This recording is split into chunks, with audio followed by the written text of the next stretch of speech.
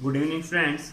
आज हम आपके लिए आए हैं डिफरेंट टाइप ऑफ सेट्स। इससे पहले जो हमने आपको बताया था वो बताया था जो सेट थ्योरी है, ठीक है, या उससे रिलेटेड जो टॉपिक थे कि उसमें जो उसकी डेफिनेशन थी, उसमें जो वर्ड आए थे कि वो क्या होते हैं, कैसे उनका जो सेंस होता है वो होता है। अब उसके बाद देखिए हम लाए हैं आपके लिए, या हमने आपको उसके बारे में बताया है कि सेट कैसे लिखा जाता है, कैसे रिप्रेजेंट किया जाता है, एलिमेंट्स कैसे रिप्रेजेंट किए जाते हैं। तो अब हम बात करते हैं कि सेट होते कितने प्रकार का या क्या क्या उसके टाइप्स होते हैं, ठीक है। तो देखिए जो मेन टाइप्स होते हैं वो यही हैं। इससे अदर किसी अलग बेसिस पे जो टाइप होते हैं जो सेट्स के, वो आगे बताएंगे हम आपको, ठीक है।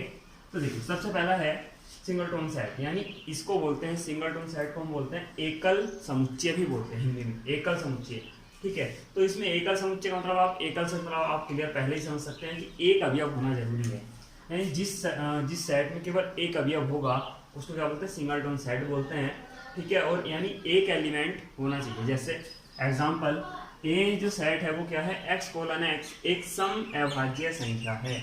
तो मैंने आपको ये बात पहले ही बताई थी कि दो केवल एक ऐसी संख्या है जो सम भी है और अभाज्य भी है। इससे अतिरिक्त कोई भी सम संख्या अभाज्य नहीं हो सकती। तो इसका केवल एक ही एलिमेंट होगा सेट में, तो वो क्या होगा, दो। इसलिए क्या होगा, एक सिंगल टोन सेट है। और एक चीज़ आपको मैं अभी बता दूँ, हाँ पहली वीडियो में ऐसे कुछ ध्यान नहीं रहा था बताने का कि अगर एलिमेंट्स फिक्स हैं यानी कुछ निश्चित एलिमेंट हैं तो टेबुलर विधि का यूज किया जाता है, ठीक है, वरना सेट बिल्डर विधि का यूज किया जाता है अगर एलिमेंटों की संख्या बहुत अधिक होती है तो। अब देखिए सेकंड है फाइनाइट सेट। फाइनाइट का मतलब आप समझ सकते हैं कि लिमिटेड होने चाहिए एलिमेंट, ठीक है। लिमिटेड का मतलब परिमित या निश्चित संख्या के रूप में एलिमेंट पाए जाते हैं या लिमिटेड एलिमेंट होने चाहिए उस सेट में। तो example a is equal to x colon x सप्ताह का एक दिन, ठीक है। इसका मतलब है कि जो ए सेट है वो क्या है, सप्ताह के दिनों का समुच्चय है। तो सप्ताह के दिन तो आप जानते हैं, यानी जो वीक होता है, वीक में 7 डेज होते हैं और 7 डेज आप लिखोगे तो वो क्या होंगे, लिमिटेड ही होंगे। ऐसा नहीं कि हाँ आपको ये नहीं पता है कि सप्ताह में जो वीक होता है उसमें कितने डेज होते हैं। तो इस सब जो वीक के डे होते हैं तो उनके बारे में आप जानते हो 7 ही होते हैं। तो वे क्या होते हैं, फिक्स होते हैं, तो यानी लिमिटेड हैं। तो इसलिए वो क्या होगा, फाइनाइट सेट का फाइनाइट सेट होगा एक तरह का।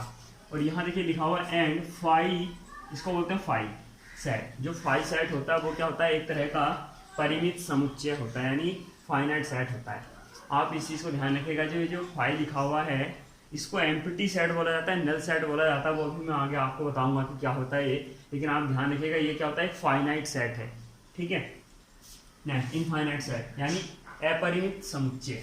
देखिए इसमें क्या होता है, जो एलिमेंट्स की संख्या वो क्या होती है, अनंत होती है, बहुत अधिक होती है, जिसके बारे में आप कुछ कह नहीं सकते हैं। कोई फिक्स नहीं होता है कि हाँ कितने एलिमेंट हैं, यानी इनकी जो आप कह सकते हो एलिमेंट्स के जो नंबर होते हैं वो अनलिमिटेड होते हैं। तो देखिए A is equal to x colon x is equal x जो है वो क्या है, एन स्क्वायर। इसके ये वाला समुच्चय शायद मैंने पहले लिख के दिखाया था आपको फर्स्ट वीडियो में। And n belongs to n, यहाँ एन क्या है, एक प्राकृतिक संख्याओं का समुच्चय है। जो एन है वो क्या है, एलिमेंट होंगे रिलेटेड, यानी एन की जो वैल्यू होंगी वो इस प्राकृतिक संख्याओं के समुच्चय से रिलेटेड होंगी, ठीक है। और एन की वैल्यू क्या होंगी, जैसे देखिए अगर मैं यहाँ इसको बनाना चाहूँ तो ये बनेगा एक, यहाँ जब हम 1 रखेंगे तो 1 का स्क्वायर 1, 2 का स्क्वायर 4, 3 का 9, ठीक है, 4 का 16। इस तरह से आप बहुत आगे तक इसको बना सकते हैं। तो ये जो n है, यहाँ जो इसके संख्याएं होती है क्या होती है, 1 से लेकर अनंत तक की संख्याएं होती हैं। इसलिए आपको फिक्स नहीं है कि कितनी संख्याएं हैं। तो ये क्या होगा, एक इनफाइनाइट सेट होगा। देखिए equal set, all element are equal. इसमें क्या होता है, देखिए 2 सेट होते हैं। तो मैं एग्जाम्पल के तौर पर आपको यहाँ नीचे बता रहा हूँ, देखिए एग्जाम्पल इक्वल सेट का। तो इसमें क्या होता है कि ए मैंने यहाँ एक सेट ले लिया 1 2 3 4, ठीक है, और बी एक और सेट ले लिया, ठीक है। ये चाहिए यहाँ से 1 गायब कर दीजिएगा, लीजिए। और इस बी में भी क्या हो, 2 3 4। अगर सेम एलिमेंट दोनों में पाए जाते हैं, दोनों सेट में, तो ये इक्वल सेट होते हैं। तो इसको लिखा जाता है ए इक्वल बी। ऐसा होने पर ही ऐसा होगा। अगर यहाँ किसी वजह से, जैसे मैंने पहले 1 लिखा था, अगर ऐसा होता तो ये इक्वल सेट नहीं थे और इसके बीच में जो इक्वल का साइन था ये बीच में कट गया होता, ठीक है। तो ये था आपका इक्वल सेट। की इक्वल सेट होता क्या है कि दोनों जो सेट होंगे आपके पास वे क्या होने चाहिए, इक्वल होने चाहिए, यानी उनके एलिमेंट नंबर जो होने चाहिए वो इक्वल होने चाहिए, जो एलिमेंट्स लिखे हैं वे भी सेम होने चाहिए, ठीक है। तो ये कहलाता है इक्वल सेट। अब देखिए नल सेट या एम्प्टी सेट इसी को बोलते हैं, इसको रिप्रेजेंट करते हैं फाई से। इससे फाई से देखिए, तो इसमें होता क्या है कि नंबर ऑफ एलिमेंट इज 0। इसमें जो नंबर ऑफ एलिमेंट है वे क्या होने, जो सेट में नंबर ऑफ एलिमेंट होंगे तो वे क्या होंगे 0 होंगे, यानी कोई भी एलिमेंट नहीं पाया जाता इसमें। और इसी को हम क्या बोलते हैं, एम्प्टी सेट बोलते हैं, जो मैंने फाई लिखा था, ठीक है। इसी से इसको रिप्रेजेंट भी किया जाता है। तो दो विभिन्न त्रिज्याओं वाले सेकेंडरी वृत्त के प्रतिच्छेद बिंदुओं का समुच्चय, जैसे देखिए ये एक वृत्त का केंद्र हुआ, एक ये वृत्त हुआ, विभिन्न त्रिज्या मतलब अलग अलग त्रिज्याएं होंगी, तो ये दूसरा वृत्त हुआ। तो इसका मतलब ये कहीं इंटरसेक्ट तो कर नहीं सकते हैं, तो जो इंटरसेक्ट पॉइंट होते हैं उनको क्या मतलब होता है, काटने से होता है। जैसे इस एक सर्किल ये है, एक सर्किल ये है, तो ये दोनों जब कट करेंगे तभी तो इंटरसेक्ट पॉइंट आएंगे। जैसे अब यहाँ कितने इंटरसेक्ट पॉइंट है, 1 और 2, ठीक है। अब इंटरसेक्ट पॉइंट यहाँ तो है ही नहीं, तो इनका जो इसमें कोई इंटरसेक्ट पॉइंट नहीं आया, तो इसका मतलब क्या होगा, यहाँ एलिमेंट नंबर ऑफ कितना होगा, 0 होगा। जो एलिमेंट के नंबर है वो कितने हुए, 0। तो इसलिए क्या होगा, एम्प्टी सेट होगा, यानी इसको जो हम रिप्रेजेंट करते हैं फाई से करते हैं। किससे करते हैं, फाई से। और ये क्या होगा, एक यूनिक सेट होता है, इस ये अपने में खुद में एक यूनिक सेट है, इस बात का आप ध्यान रखिएगा। और ये एक परिमित समुच्चय है, यानी फाइनाइट सेट है। क्या है, एक फाइनाइट सेट है। इसके बाद जो मैं बोल रहा हूँ, देखिए कुछ चीज़ें यहाँ ऐसी हैं जो लिखी हुई हैं, कुछ चीज़ें ऐसी हैं जो नहीं लिखी हुई हैं। तो आप जो मैं बोल रहा हूँ उसको भी ध्यान से सुनिएगा, यहाँ केवल लिखे हुए पे ध्यान मत दीजिएगा। जैसे मैंने अभी बोला कि यहाँ फाई सेट लिखा हुआ केवल, मैंने अब आपको यहाँ लिखे हुए से थोड़ा ही ना पता चल रहा है क्या लिखा हुआ है। तो मैं बोल रहा हूँ फाई जो सेट है वो क्या, फाइनाइट सेट होता है। आप ध्यान रखिएगा, मैंने यहाँ लिखा था यूनिक सेट। जो हमारे पास नील सेट होता है, यानी एम्प्टी सेट होता है, वो एक यूनिक सेट है। इसके यूज बहुत ज़्यादा हैं। और मैंने आपको बताया भी कि अभी ये दोबारा रिपीट किया है। और देखिए एक चीज़ और मैं बताऊँ आपको, इस फाई में और एक इस फाई में, दोनों में अंतर है, ठीक है। ये एक रिक्त समुच्चय है, जबकि ये रिक्त समुच्चय नहीं है। ये एक सिंगल टोन सेट है, क्योंकि और इसका जो एलिमेंट होगा वो फाई होगा, ये आप ध्यान रखिएगा। ये एक एम्प्टी सेट है और ये एक एम्प्टी सेट नहीं है, ये सिंगल टोन सेट है। इसका जो एलिमेंट होगा वो फाई होगा, इस बात को ध्यान रखिएगा। दोनों लिखे हुए में अंतर है, ठीक है। नेक्स्ट उस पर बात करते हैं हम, सबसेट और सुपरसेट की। तो देखिए होता क्या है कि ए बराबर 1, 3, 4 और 5 अगर मैं लिखूं, और बी बराबर लिखूं 1, 3, 4 और 5, ठीक है। तो ऐसी कंडीशन में क्या होगा कि हमारे पास जो ये सेट लिखा हुआ है, देखिए, तो अब इसमें क्या होगा कि a इक्वल टू बी है लिखा हुआ, ठीक है। यानी दोनों को बराबर लिख सकते हैं, तो हम इसको लिख सकते हैं a सबसेट ऑफ b, ठीक है। तो यानी a के सभी अब b में हूँ, तब क्या कहलाता है, a उप समुच्चय कहलाता है b का। क्या कहलाता है, उप समुच्चय कहलाता है b का। अब अगर हम क्या कहें इसको, b ऐसे में, जब देखिए a क्या है, उप समुच्चय किसका, b का, तो इस टाइम b को क्या कहेंगे, तो b को कहते हैं सुपरसेट ऑफ a, ठीक है। यानी a का अधिसमुच्चय कहते हैं। क्या कहते हैं, a का अधिसमुच्चय कहते हैं। लेकिन किसी वजह से आप ये समझ के चलिए, ये तो उप समुच्चय हुआ, ठीक है, उप समुच्चय यानी सबसेट, और ये हुआ अधिसमुच्चय, क्या हुआ, अधिसमुच्चय। अब अगर मैं आपसे बात करने लगूं कि देखिए यहाँ a बराबर b ना हो, यानी b में कोई ना कोई एक एलिमेंट ऐसा हो, 6 से 6 या 7, एक हो या एक से अधिक हो, तो तब क्या आप इसको कह सकते हैं, नहीं ना। तो यानी a does not equal to b होगा। ऐसी कंडीशन में a के तो अभी जो a के अवयव हैं वे तो अभी भी इसी में है, b में, तो इसका मतलब हम इसको क्या कह सकते हैं, a सबसेट ऑफ b। अब हम इक्वल का साइन नहीं कर सकते, क्यों, क्योंकि इसके जो b के सारे एलिमेंट है वो a में नहीं है, यानी दोनों के दोनों सेट इक्वल नहीं है। तो ऐसी कंडीशन में बोला जाता है प्रॉपर सबसेट, बोला जाता है किसको, a को, यानी a proper subset of b, यानी उचित समुच्चय बोला जाता है हिंदी में, उचित उप समुच्चय बोला जाता है इसको। तो देखिए ये चीज है, ये जो 3 सेट लिखे हुए हैं, सुपर सबसेट्स और सुपर सेट्स, प्रॉपर सबसेट्स, तो ये 3 चीजें जो सेट हैं एक दूसरे से रिलेटेड हैं, आप ध्यान रखिएगा। सबसे पहले मैं दोबारा बता रहा हूँ, देखिए अगर हम बात कर रहे थे कि अगर a और b इक्वल सेट हो, तो उस समय a सबसेट ऑफ b होगा। तो ऐसे टाइम पे बोला जाता है केवल उप समुच्चय है, ठीक है। और ऐसी कंडीशन में भी बोला जाता है b क्या होगा, अधिसमुच्चय होगा, यानी सुपर सेट होगा किसका, a का होगा, ठीक। लेकिन अगर किसी वजह से यहाँ एलिमेंट बढ़ जाए, 6 हो जाए, 7 आ जाए, एक आधा एलिमेंट और आ जाए, तो यहाँ तब a does not equal to b होगा। लेकिन a के सभी एलिमेंट तो अभी b में हैं, तो b जो a होगा b सबसेट होगा। तो ऐसी कंडीशन में लिखा जाता है a proper subset of b. इसको बोला जाता है उचित उप समुच्चय होगा ए किसका, बी का होगा। ठीक है, अगर इससे पहली वाली घटनाओं की बात करें, जब ए इक्वल टू बी था तो ए सबसेट ऑफ बी और बी सुपरसेट ऑफ ए। ठीक है, क्लियर। देखिए नेक्स्ट बात करते हैं सेट्स ऑफ सेट्स। देखिए अब इसका क्या मतलब है कि यदि समुच्चय, जो कोई समुच्चय है या कोई सेट है, वो क्या हो समुच्चयों का ही समुच्चय हो। जैसे आप बात करें, हमारी बॉडी एक सेट है। ठीक है, हमारी बॉडी क्या है, एक सेट है, और बॉडी के जो अंग हैं वे भी सेट हैं। देखिए एक तो हो गई बॉडी हमारी, और बॉडी के पार्ट्स भी क्या हो गए, एक तरह के क्या हो गए, सेट हो गए। तो ये भी सेट है और ये भी सेट है एक तरह का। ठीक है, ये सेल से मिलकर बनी होती हैं, और ये बॉडी क्या होती है, पार्ट्स से मिलकर बनी होती है। तो ये किसका सेट हुआ, सेल्स का, और ये किसका सेट हुआ, पार्ट्स का। तो यानी समुच्चयों का जो समुच्चयों का समुच्चय होता है, इसको हम क्या बोलते हैं, सेट्स का सेट्स बोलते हैं, समुच्चयों का समुच्चय। ठीक है, क्लियर। देखिए नेक्स्ट बात करते हैं पावर ऑफ सेट।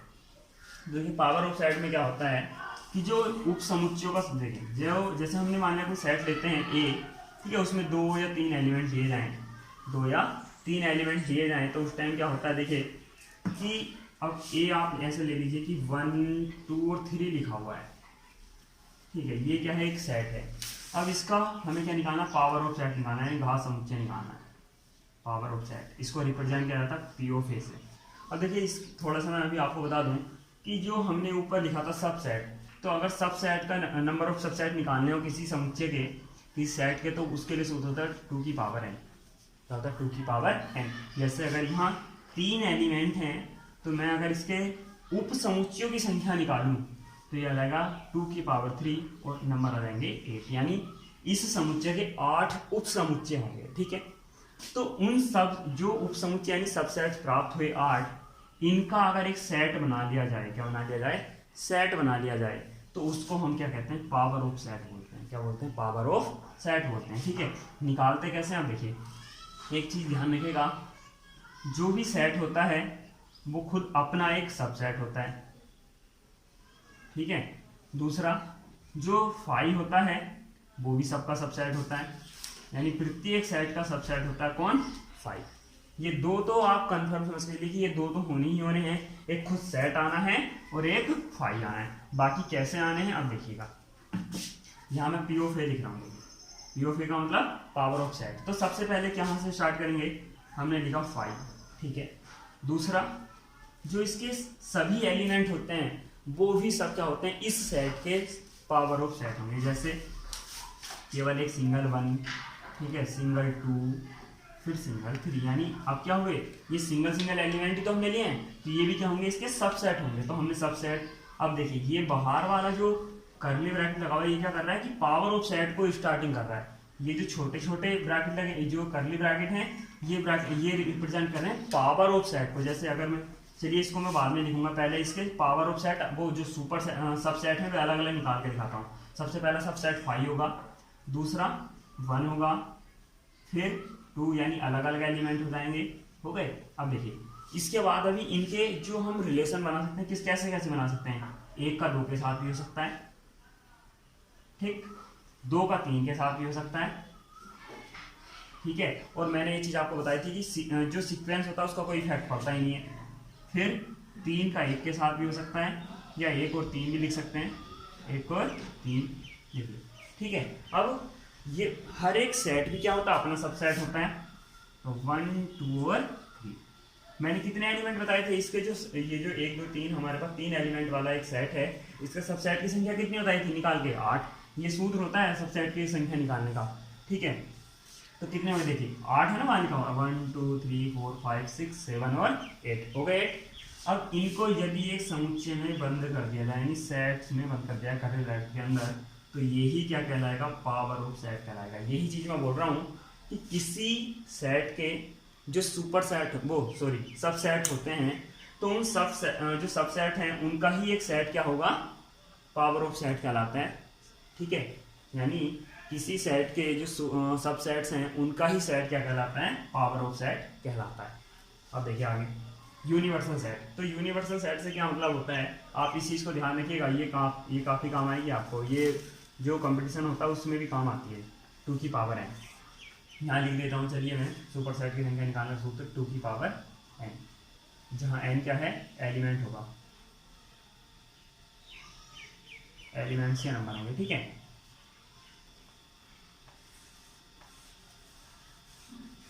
देखिए अब बात करते हैं यूनिवर्सल सेट की। तो यूनिवर्सल सेट क्या होता है, देखिए कि हम जिन समुच्चयों की बात कर रहे होते हैं, जैसे मैं बात करूं कि मैंने एक समुच्चय ले लिया 1 2 3 का, फिर एक बी सेट ले लिया, इसमें क्या लिखा 2 4 6 लिख लिया, एक सी और ले लिया, इसमें लिख लिया 5 6 8 लिख लीजिए। तो अगर इन समुच्चयों पर हम बात कर रहे हैं, यानी किसी भी तरह की कोई विचार कर रहे हैं, तो इनके लिए जो यूनिवर्सल सेट होगा तो वो क्या होगा, इन सभी समुच्चयों में आने वाले प्रत्येक एलिमेंट इस सेट का एलिमेंट होगा। 1 2 3, आगे क्या है, 4 है, फिर उसमें 5 भी है, फिर 6 भी है, और फिर 8। ये क्या होगा, इन तीनों सेट के लिए यूनिवर्सल सेट होगा। यानी जितने सेट पर हम बात कर रहे होते हैं, विचार कर रहे होते हैं, उन सभी के एलिमेंट्स का जो सेट होगा वो क्या कहलाता है, यूनिवर्सल सेट कहलाता है। क्लियर। अब देखिए आगे डिसजॉइंट यानी विसंगत सेट। अब देखिए डिसजॉइंट सेट में क्या होता है कि अब दो सेट ले लीजिए, ए इक्वल टू लिख लीजिए आप 1 2 5, यहाँ लिख लीजिए बी में 3 6 8। तो देखिए क्या ए का कोई भी एलिमेंट बी में है, नहीं है ना। तो ऐसी कंडीशन पे जब ए का या ए और बी दो सेट हों जिनके बीच में कोई भी एलिमेंट कॉमन ना हो, यानी कॉमन एलिमेंट जो होने चाहिए वो क्या हो, 0 हो, तो ऐसे टाइम पे जो सेट कहलाते हैं वो क्या कहलाते हैं, डिसजॉइंट ऑफ सेट कहलाते हैं आपस में, ठीक है। यहाँ मैंने लिखा हुआ है कॉमन एलिमेंट नंबर ऑफ 0, यानी जो कॉमन एलिमेंट का नंबर होंगे वो क्या होना चाहिए, 0। फिर क्या है, कॉम्प्लीमेंट्री ऑफ सेट। तो कॉम्प्लीमेंट्री सेट में क्या होना चाहिए, देखो इसको बोलते हैं पूरक समुच्चय। क्या बोलते हैं, पूरक समुच्चय। और इसको डैश से रिप्रेजेंट करते हैं, किससे रिप्रेजेंट करते हैं, जैसे ए के लिए अगर ए का कॉम्प्लीमेंट्री ऑफ सेट निकालना तो वो क्या होता है, ए डैश होता है। निकाला कैसे जाता है, देखिए मैंने अभी आपको यूनिवर्सल सेट की बात की, यू, ठीक। तो अब अगर हम एक सेट ले, आप यहाँ यूनिवर्सल सेट लिखिएगा 1 से 1 2 3 5 6 8 7 9 10। एक ए ले लीजिए 3 5, ठीक है 6, इस तरह से ले लीजिए।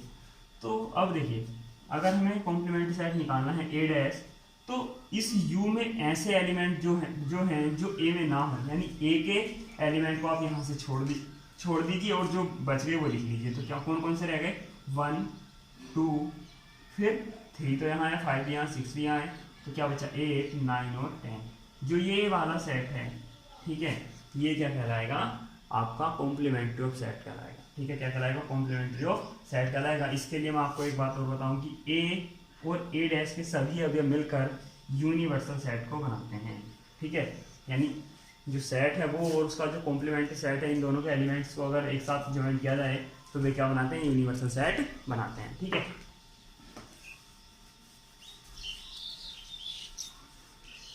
आगे बात करते हैं डिफरेंट ऑफ सेट। तो देखिए डिफरेंट ऑफ सेट,